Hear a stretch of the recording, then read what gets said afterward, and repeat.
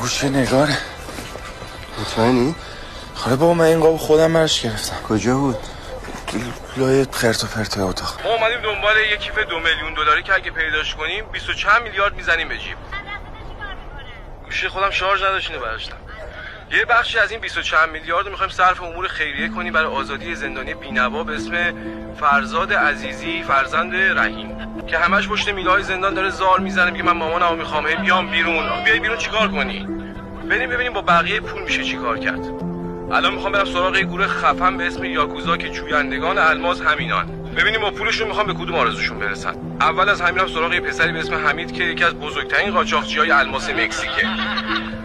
خب حمید با پولت میخوای چیکار کنی؟ ببین اول از همه که تو رو بیارم تیمارستان بستری بود. واقعا جدی. خیلی خوب جدی. بنام خدا هستم. من عجب خری هستی یا میگم جدی دیگه. خیلی خوب جدی ببخشید بچه ادامه ایست. من دوست دارم با پولم